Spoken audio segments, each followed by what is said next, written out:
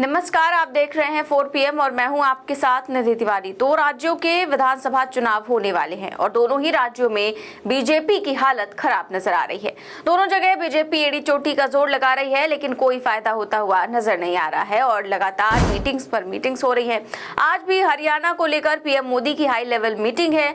आज हरियाणा के उम्मीदवारों पर मंथन होगा। तो ये सब कुछ चल ही रहा है कि इसी बीच चुनावी राज्य में बीजेपी पर एक और मुसीबत आ गई है, क्योंकि चुनाव आयोग ने नोटिस जारी कर दिया है। जी हां, चुनाव आयोग की ओर से बीजेपी को नोटिस जारी हो चुका है। जैसा कि आप जानते हैं कि लोकसभा चुनाव के दौरान अलग अलग पार्टियों ने कई शिकायतें चुनाव आयोग को दी। हालांकि चुनाव आयोग पर पार्टियों ने कई तरह के गंभीर सवाल उठाए कि बीजेपी के खिलाफ जो शिकायतें हैं उनका संज्ञान नहीं लिया गया, और लिया भी गया तो बहुत देरी से लिया गया, और उन शिकायतों के निपटारे को लेकर चुनाव आयोग ने त्वरित एक्शन कुछ नहीं लिया। लेकिन इस बार लगता है कि चुनाव आयोग विधानसभा चुनावों में काफी एक्शन मोड में है, क्योंकि हरियाणा में बीजेपी के एक सोशल मीडिया पोस्ट के बाद चुनाव आयोग ने बीजेपी को नोटिस जारी कर दिया है। इस बार हरियाणा विधानसभा चुनाव में ये चुनाव आयोग का पहला एक्शन है। दरअसल बीजेपी के ट्विटर हैंडल से एक पोस्ट शेयर किया गया जिसमें बच्चे का इस्तेमाल किया गया, और चुनाव आयोग के नियम के मुताबिक किसी भी चुनाव प्रचार में बच्चे का इस्तेमाल नहीं किया जा सकता।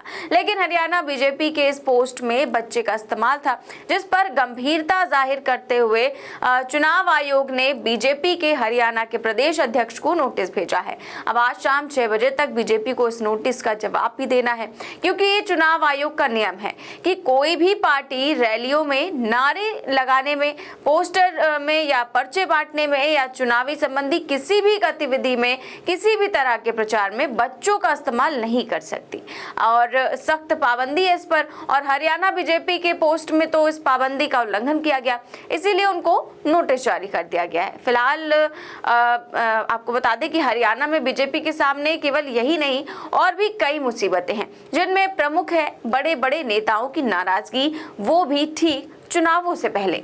खबर देखिए दैनिक भास्कर की।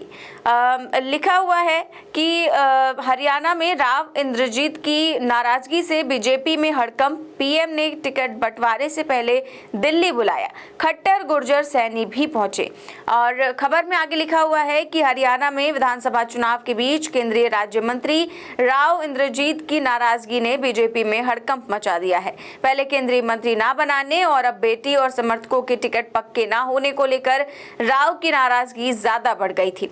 इसका पता चलते ही केंद्रीय नेतृत्व ने इसमें सीधी एंट्री ली, जिसके बाद प्रधानमंत्री नरेंद्र मोदी ने राव इंद्रजीत को दिल्ली बुला लिया। उसके साथ ही केंद्रीय मंत्री मनोहर लाल खट्टर, केंद्रीय राज्य मंत्री कृष्णपाल गुर्जर को भी मीटिंग में आने को कहा गया।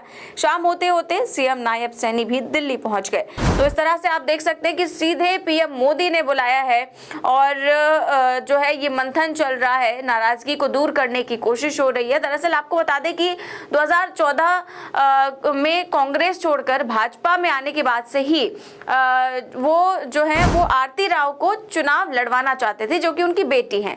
इसके लिए पहले 2014 और फिर 2019 में उन्होंने आगे बढ़कर टिकट मांगी। हालांकि उनकी मांग को खारिज कर दिया गया, जिसकी वजह से आरती चुनाव लड़ने की पॉलिटिक्स में एंट्री नहीं कर पाई।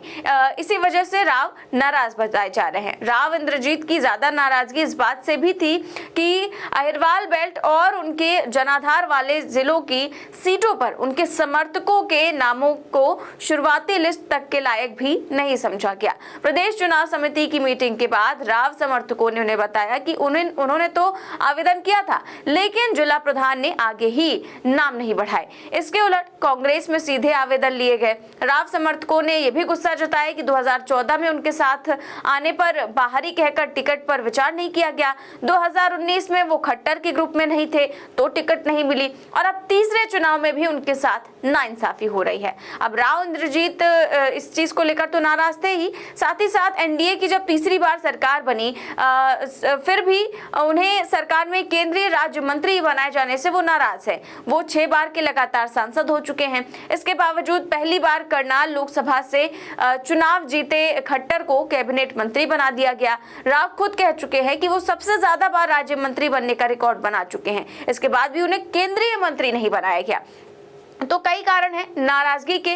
देखते हैं बीजेपी उन्हें मना पाती है या फिर नहीं, क्योंकि वो बहुत बड़ा चेहरा है, बहुत बड़ा नाम है और राजनीति में काफी मंझे हुए खिलाड़ी हैं। तो अब आज तो प्रधानमंत्री मोदी की अध्यक्षता में केंद्रीय चुनाव समिति की बैठक होगी, तो उसके बाद काफी हद तक तस्वीरें साफ हो जाएंगी कि क्या स्थिति है। साथ ही बताया जा रहा है कि आज उम्मीदवारों का चयन भी कर लिया जाएगा इस बैठक में और पार्टी के दिग्गज नेताओं के शामिल होने की भी उम्मीद जताई जा रही है। वैसे बीजेपी की मुसीबतें यही नहीं थम रही है, बल्कि कई और हैं। आज तक की ये खबर देखिए और इस खबर में लिखा हुआ है कि हरियाणा में बीजेपी की मुश्किलें बढ़ा सकता है कंगना रनौत का बयान, कांग्रेस हमलावर। तो कंगना रनौत का जो बयान था किसानों को लेकर, उन्होंने जिस तरह से किसानों में कहा कि किसान आंदोलन में रेप होते थे, हत्याएं होती थी, इस तरह की जो बातें की हैं उससे काफी ज्यादा नाराजगी, और केवल हरियाणा में ही नहीं पूरे देश में।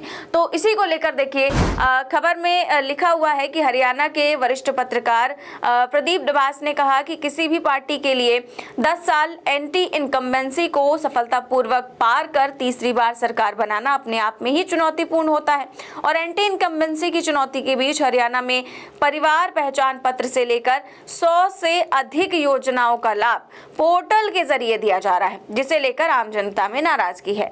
जाट किसान अलग नाराज हैं। ऐसे में किसान और किसान आंदोलन को लेकर बीजेपी के किसी भी नेता का बयान किसानों की भावनाओं पर चोट जैसा है। कंगना रनौत तो फिर भी सांसद हैं। चुनावों के समय इस तरह के बयान पार्टी को नुकसान ही पहुंचाएंगे, लाभ नहीं हो सकता है।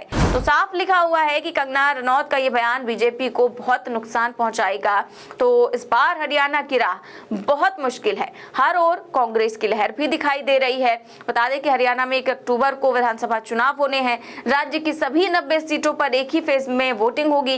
विधानसभा इलेक्शन के नतीजे 4 अक्टूबर को घोषित किए जाएंगे और हरियाणा विधानसभा चुनाव के लिए पार्टियां तैयार हैं। राज्य में 90 सीटें हैं और अगर हरियाणा के आगामी विधानसभा चुनाव में लोकसभा के मतदान पैटर्न को माना जाए तो कांग्रेस को बहुत बढ़त मिलती दिखाई दे रही है, क्योंकि कुछ मतदाता भाजपा से दूर जा रहे हैं और डेटा से पता चलता है कि आगे कड़ी टक्कर होगी और इसी को लेकर बीजेपी जो है वो काफी ज्यादा परेशान नजर आ रही है और मुसीबतें कई हैं हरियाणा में। तो बीजेपी के लिए इस बार की राह बेहद मुश्किल है। आपको इस पर क्या लगता है हमें कमेंट बॉक्स में जरूर बताएं। चैनल को सब्सक्राइब भी करें और ज्वाइन भी।